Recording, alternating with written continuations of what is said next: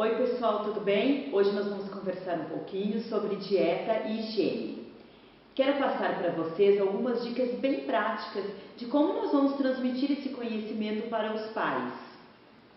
Sobre a higiene, nós vamos falar que tipo de escova é mais adequada para aquela determinada idade da criança, como que deve ser a posição de escovação para esses pais conseguirem ajudar as crianças, que tipo de pasta de dente, vou dar todas essas dicas.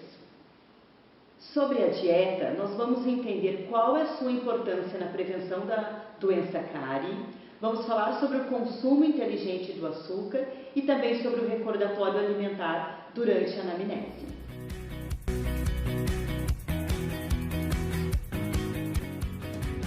Antes disso, nós precisamos entender a importância da anamnese nas nossas consultas de prevenção da doença cárie. Devemos usar a anamnese para descobrirmos algumas informações que não foram relatadas pelo paciente, sem mesmo precisar fazer perguntas diretas, como por exemplo, quantas vezes o paciente escova por dia? Mãe, ele come toda hora? Ele come todos os dias doce?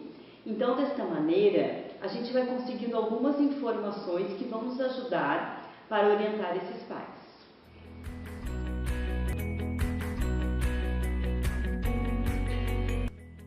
Como devem ser as escovas de dente das crianças?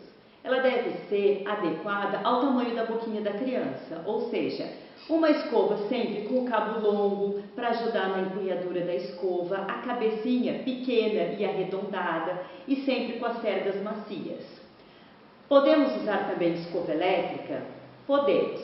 Os estudos não mostram diferença no controle do biofilme com uma escova manual e a escova elétrica. Em alguns momentos, a escova elétrica ela funciona como motivação para o paciente, ou seja, o paciente não gosta de escovar, mas se tiver uma escova elétrica, vai ajudar na motivação. Então a gente pode pedir e sempre observar se ele vai fazer os movimentos corretos, para ter um bom controle do biofilme.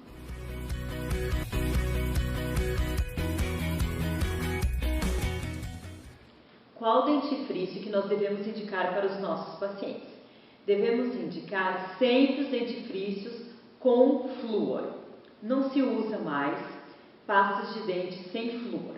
Isso é uma recomendação da nossa Associação Brasileira de Odontopediatria, bem como também da Associação de Pediatria Médica Americana, porque nós sabemos que o flúor é o único elemento que nós temos capaz de remineralizar uma lesão cariosa. Então, sempre vamos indicar dentifrício com flúor. A pasta de dente, ela pode inclusive ser a mesma, uma pasta de dente de uso familiar. A mesma pasta que eu vou usar para um bebê, eu posso também usar para o adulto e para um idoso. Claro que eu vou ajustar essa quantidade, eu vou ajustar a dose de acordo com a idade da criança.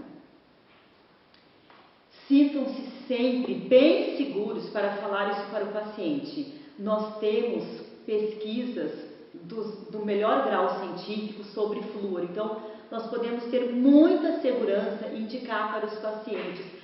Pesquisas ótimas que nós temos do professor Jaime Cury, todas indicam que o dentifrício fluoretado deve ser usado.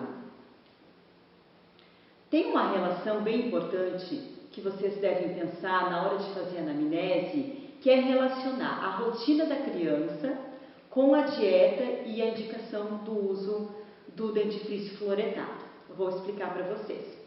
Quando vocês forem perguntar qual é a rotina dessa criança, vocês têm que saber se essa criança passa o dia inteiro na escolinha, se é uma criança que passa um período na escolinha e o outro em casa. Aí vocês vão relacionar o seguinte: se é uma mãe que está um pouco apreensiva, preocupada de um bebê de 1 ano, por exemplo, de usar a pasta de dente com flúor ou mesmo levar essa pasta de dente para a escolinha, você pode sugerir uma coisa. Isso eu estou falando para uma criança que tem uma dieta mais controlada. Você vai fazer o seguinte: pedir para a mãe, de manhã, antes de sair para a escola, toma um cafezinho da manhã e escova o dente com pasta de dente com flúor, com todos os cuidados que vocês já orientaram para a mãe. Durante o dia, na escolinha, a mãe pode mandar uma pasta de dente sem flúor.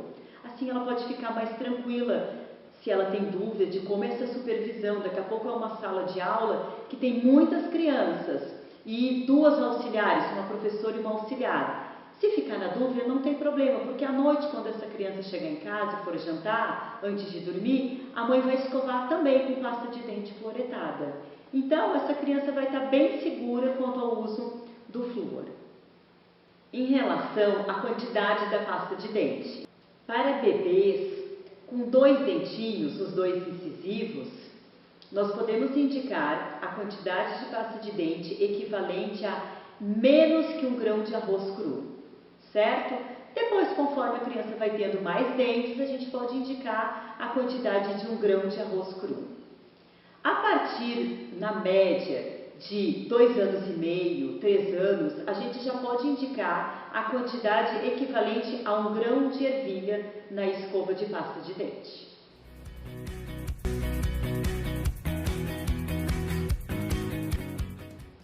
A escovação das crianças sempre deve ser supervisionada por um adulto. Em crianças até 6 anos, como que a gente vai indicar para os pais essa supervisão? A criança escova e aí depois sempre o adulto, o responsável pela criança, vai fazer essa escovação, para que tenha realmente uma higienização de qualidade. Com crianças com 6 anos, 7, 8 anos, o que nós podemos recomendar para os pais? Que a criança faça a escovação e depois o adulto supervisione. Se a escovação não está bem feita, faça a criança refazer. Lógico que isso é uma média, tá? Não podemos nos apegar na idade. O que é o mais correto? A gente avaliar nas consultas como está a capacidade motora dessa criança. E aí a gente orienta os pais. Por exemplo, tem criança com 7, 8 anos que não consegue fazer um bom controle do biofilme. Então a gente tem que falar para a mãe: mãe, vamos fazer um combinado? De manhã, por exemplo, antes de sair para a escola, você deixa ele escovar sozinho. E após o almoço, e principalmente após a janta, ele escova e depois você escova. Então, o odontopediatra, nas consultas de rotina, a gente vai avaliando essa capacidade motora e vai passando isso para os pais, para eles poderem avaliar se a criança pode ou não pode já escovar sozinha.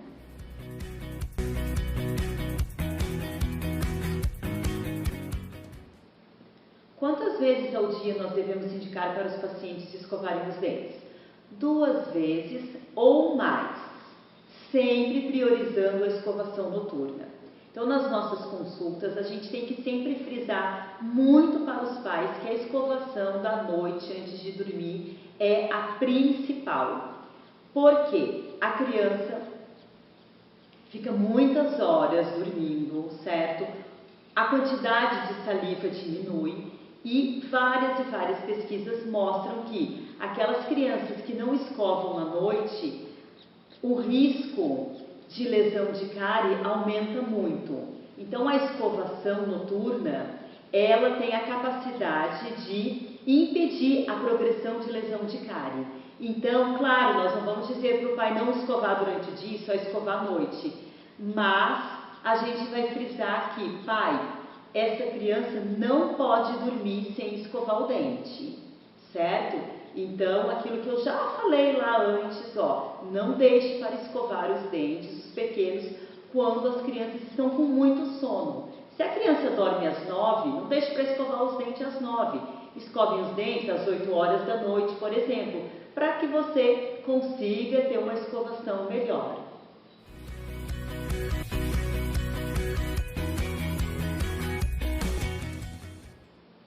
Qual é a posição que o odontopediatra deve indicar para os pais para escovarem os dentes? Em bebês, nós podemos indicar a técnica joelho a joelho. Como que é essa técnica? 2 adultos sentam, um de frente para o outro, com os joelhos encostados e colocam o bebê no colo. E aí a mãe vai fazendo a escovação. Mas se a mãe fala, nossa, doutor, eu fico em casa sozinha à noite, meu marido trabalha, como que eu vou fazer? Tudo bem, você pode pedir para essa mãe sentar no sofá, pedir para a criança deitar e aí com a cabecinha da criança no colo dela, ela vai escovando. E aí a gente vai adaptando essas posições de acordo com a idade. Para crianças maiores, crianças na fase pré-escolar, a gente pode indicar a posição de destaque. Que posição é essa? Lógico que nós não vamos falar para os pais, pais, façam uma posição de destaque. Não, você vai dar a dica só, pai, você vai fazer assim, você fica em pé, pede para o seu filho ficar de costas para você, com a mão esquerda você vai afastando o lábio e a bochecha da criança, permitindo então que você consiga chegar com a escova mais nos dentes posteriores e também na cervical dos dentes. Ou também você pode pedir para que o pai sente na tampa do vaso sanitário e que a criança coloque a cabecinha sobre o seu colo. E aí você escova um grupo de dentes, incentiva, pede para essa criança cuspir, volta, escova mais um grupo de dentes, pede para a criança cuspir. Dessa maneira, os pais vão conseguir visualizar todas as superfícies dos dentes a serem escovadas. E isso é super importante, porque às vezes o pai nem consegue ver se aquele cantinho lá do dente foi bem escovado ou não. Às vezes, os pais que já foram orientados nessas posições, eles chegam e falam, doutora, quando eu estava escovando, eu vi que tinha um pontinho preto no dente, mas isso porque ele conseguiu enxergar. Agora, se o pai está numa posição muito ruim e ele só está escovando sem conseguir ver o que ele está fazendo, ele jamais vai conseguir enxergar coisas diferentes, um ponto preto ou alguma lesão de cárie nos dentes das crianças.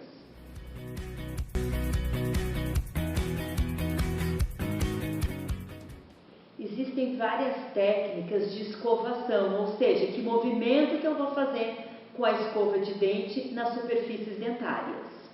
Para aqueles pacientes que já chegam com uma ótima escovação, você não precisa indicar uma técnica. Por quê? Porque ele já faz essa escovação bem feita. Mas para aqueles pacientes que vêm com controle de biofilme muito ruins, você vai indicar a técnica de fones. Que técnica é essa? É uma técnica bem simples em que o paciente vai fazer movimentos circulares nas superfícies dos dentes. Você sempre vai pedir para que o paciente siga uma ordem, para não deixar dente sem escovar. Ou seja, você vai falar para o pai, pai, escove o dente lá do fundo, aí até a frente, da frente para o fundo, para ajudar a organizar essa escovação.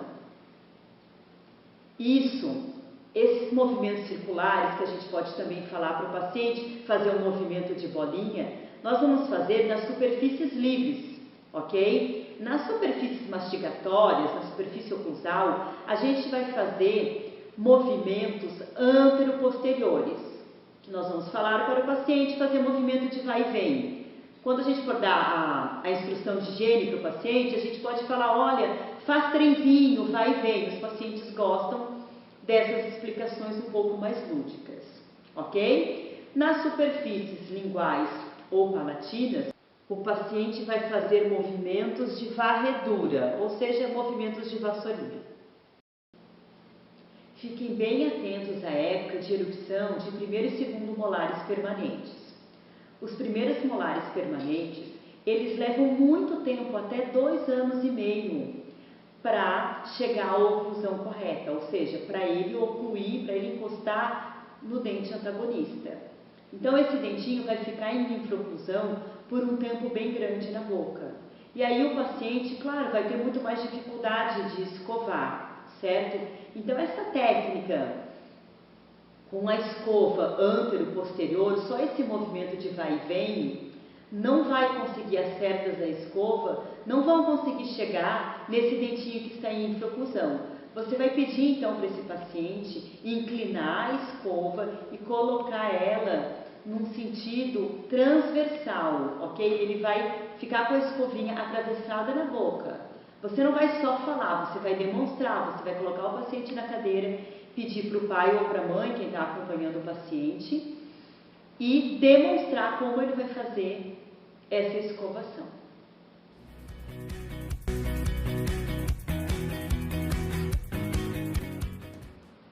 Para que o fio dental serve? Ele vai higienizar aqueles espaços onde a escova não consegue. E a partir de que idade a criança deve usar fio dental? Gente, não tem uma idade, ou seja, a partir do momento que o espaço interdental já está apertado, que você vê que a escova não é capaz de higienizar ali, você vai pedir para que o pai passe fio dental, certo? Então, na hora do exame clínico, fiquem bem atentos. Se esse paciente já não tem mais um espaço tão bom, você vai demonstrar como que o pai vai fazer para passar o fio dental. Com que frequência isso vai acontecer? Você vai pedir para o pai passar o fio dental uma vez ao dia apenas, certo? Não é preciso mais do que isso, até porque ninguém vai passar, já é difícil dos pais passarem o fio dental, então você vai pedir que esse uso seja à noite antes de dormir, certo? E você vai mostrar na boquinha do paciente, pai, você vai passar o fio dental só entre esse e esse dente. Por exemplo, uma criança de 2 anos e meio. Você vê que entre os 2 molarzinhos não existe mais espaço. Então, mostre para o pai, olha, você só precisa passar entre esse e esse dente, certo? Fale da importância de passar o fio dental, que se você não passar, vão ficar resíduos de alimento e podem surgir lesões de cárie e que o pai não vai ver desde o começo. Existem vários tipos de fio, ok? Você pode pedir para o pai usar o fio tradicional, certo? Pegar uma boa quantidade e passar naqueles dentes que você recomendou. Sempre peça para o pai fazer, você demonstra e pede para o pai fazer, porque às vezes nem os pais sabem passar e nem passam neles próprios, entendeu? Então você vai capacitar esse pai para fazer a higienização na boquinha do filho. Tem um outro tipo de fio dental, que é o fio com haste, ou tem algumas pessoas que chamam a forquilhinha, ou seja, que já é um pedacinho de fio montado numa haste de plástico. Esse tipo de fio dental facilita em alguns casos. Existem crianças que só de colocar a mãozinha na boca, e não é só o dentista, os próprios pais, eles sentem náuseas, ficam enjoados. E os pais passam muito trabalho para conseguir higienizar nos dentes posteriores. E aí, como que o pai ainda vai fazer para passar o fio dental? Você pode lançar mão disso. Pai, faça esse fio dental, esse que é em forma de forquilhinha, que você vai conseguir passar sem precisar que vários dedos entrem na boca dessa criança. Gente, lembre que o fio dental não é uma coisa fácil de fazer, exige uma boa capacidade motora, ok? Então, não espere que uma criança de 6, 7 anos consiga passar o fio dental, certo? Você vai incentivar, você vai motivar, você pode falar na consulta para o paciente falar o seguinte, pai, você lembra sempre de passar o fio dental, ok? A partir, isso não é, mais uma vez, não é uma regra, a partir de 8, 9 anos, a gente vai conseguir já ensinar essa criança a começar a passar o fio dental sozinha, mas isso você vai avaliar a capacidade motora, ok? E se tem criança que com 10 anos ainda não consegue passar, e aí a responsabilidade vai ser dos pais de passar.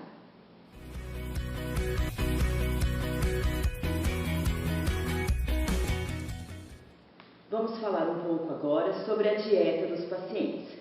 Primeiramente, nós precisamos entender que vários fatores estão associados na dieta, como fatores culturais, socioeconômicos e emocionais também.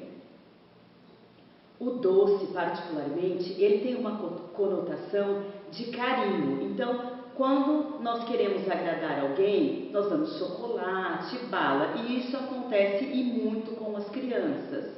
Às vezes vão abastecer no posto de gasolina e o frentista vem com um pirulito. E isso acontece o tempo todo.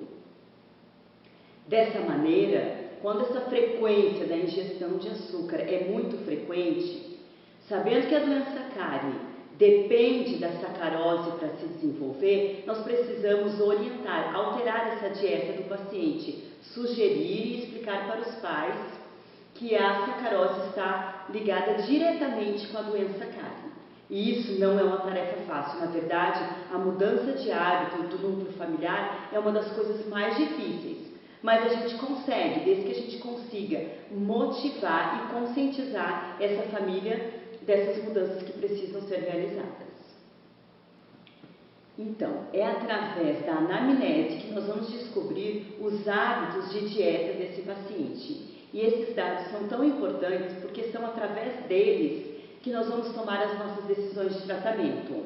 Por exemplo, um paciente com lesão inicial de cárie, eu consigo tratar de diversas maneiras. Eu posso só dar instrução de higiene bucal, eu posso aplicar um verniz fluoretado ou eu posso selar essa lesão. Mas isso vai estar relacionado diretamente com o tipo do hábito alimentar desse paciente. Um paciente que come o tempo todo fora de hora e come muita guloseima, eu não vou conseguir dar só instrução porque essa doença vai ter uma progressão.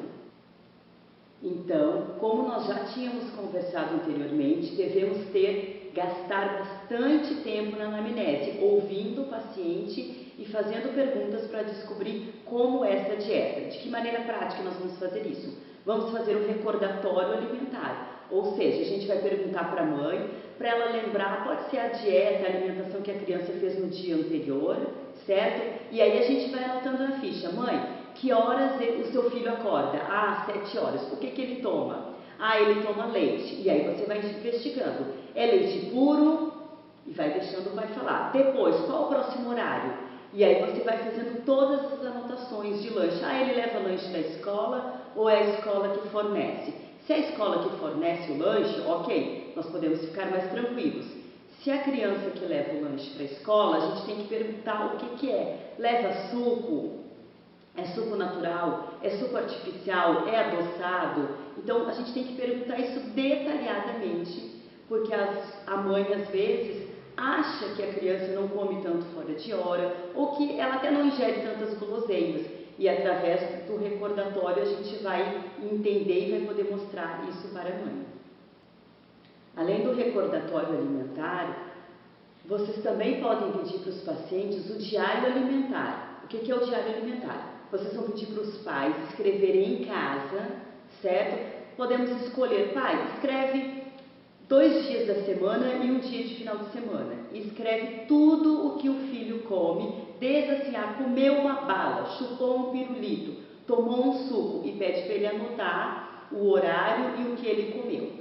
E com base então nesses dados, o que a gente vai avaliar? Que tipo de alimento essa criança ingere com frequência, ou seja, ela come muito doce ou não, ela não come muito doce. Outro fator, nós vamos avaliar a consistência do alimento. Ele ingere muitos alimentos pegajosos que grudam no dente, alimentos super difíceis de tirar mesmo com a escovação. E a principal coisa que nós vamos avaliar é a frequência que esse paciente ingere os alimentos. De todas as coisas que nós conversamos até agora sobre prevenção da doença cárie, a mais importante é a frequência. Para a prevenção da doença cárie, mais importa o horário que eu como do que o que eu como propriamente dito. Vou explicar.